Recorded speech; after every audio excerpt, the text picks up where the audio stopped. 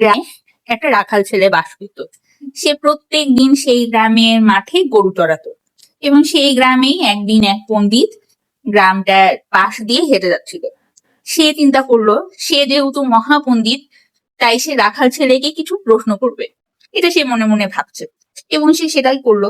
সে সেই রাখাল ছেলেটাকে ডাকলো এবং প্রশ্ন করলো যে আমি তোমাকে কিছু প্রশ্ন করব, তুমি যদি সঠিক উত্তর দিতে পারো তাহলে আমি 100 টাকা করে তোমাকে দিব, আর যদি তুমি ভুল করো তাহলে 10 টাকা করে তোমাকে আমাকে দিতে হবে। এই কথা শুনে রাখাল ছেলে বলছে যে পণ্ডিত মশাই, আপনি তো পণ্ডিত, আপনি তো সবকিছুই পারবেন, বরং আমি যদি প্রশ্নের উত্তরটা দিতে না পারি তাহলে আমি 5 টাকা করে আপনাকে দিব। এটা বলার পরে রাখাল ছেলে এবং পণ্ডিত তারা ঠিক করলো, বিশেষ করে পণ্ডিত ঠিক করলো যে রাখাল ছেলের কথাই তাহলে ঠিক আছে, আমি ওকে বরং কিছু প্রশ্ন করি। তখন পণ্ডিত প্রশ্ন করতে শুরু করলো। প্রথম প্রশ্নটা ছিল, আচ্ছা বলো তো, চন্দ্র পৃথিবীর থেকে কত দূরত্বে থাকে? তখন রাখাল ছেলেটা অ্যান্সার করলো, এটা তো আমি জানি না পণ্ডিত, তবে এখন কি আমি তোমাকে একটা প্রশ্ন করতে পারি? রাখাল ছেলেকে পণ্ডিত বলছে যে তুমি যদি প্রশ্নটার উত্তর না পারো তখন কিন্তু তোমার 5 টাকা দেওয়ার কথা ছিল, তো তুমি এখন আমাকে 5 টাকাটা দাও, তারপরে তুমি প্রশ্নটা করো। তো রাখাল ছেলে যেহেতু প্রশ্নের উত্তর পারেনি, তাই সে 5 টাকাটা পণ্ডিত মশাইকে দিল এবং তারপরে সে প্রশ্ন করতে শুরু করলো। প্রশ্নটা এরকম ছিল, আচ্ছা বলো তো, পৃথিবীর কোন এমন প্রাণী আছে যেই প্রাণীটা 3 পা দিয়ে পাহাড়ের উপর চড়তে পারে এবং 5 পা দিয়ে পাহাড়ের উপর থেকে নামতে পারে? এই প্রশ্নটা শুনে পণ্ডিত মশাই তো আকাশ থেকে পড়ে গেল। সে তখন চিন্তা করছে যে আমি বইয়ের একটা পৃষ্ঠাও ছাড়ি না পড়ার জন্য, আমি কেন এই প্রশ্নটার উত্তর পাচ্ছি না।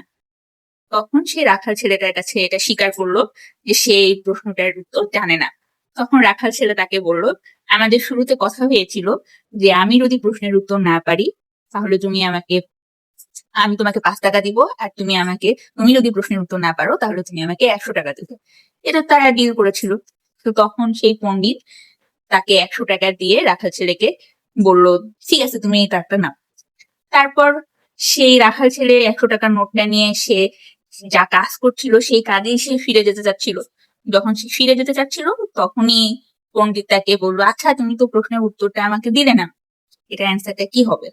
তখন সেই রাখাল ছেলেটা পণ্ডিতকে বলছে, আরে মশাই, এটার অ্যান্সার তো আমারও জানা ছিল না, কিন্তু আমরা তো শুরুতে এরকমই একটা কিছু ডিল করেছিলাম, তাই না, যে প্রশ্নের উত্তর পাবে না সে 100 টাকা দিবে।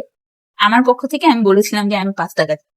তা আপনাদের কাছে যদি এই গল্পটা খুবই ইন্টারেস্টিং লাগে তাহলে কমেন্ট করুন ইন্টারেস্টিং, আর যদি এরকম আরো ইন্টারেস্টিং গল্প শুনতে চান তাহলে কমেন্টে লিখুন কার কার গল্প শুনতে চান, কোন মনীষীর গল্প শুনতে চান। হোপ সো পরের ভিডিওতে কোনো এক মনীষীর গল্প নিয়ে হাজির হবো।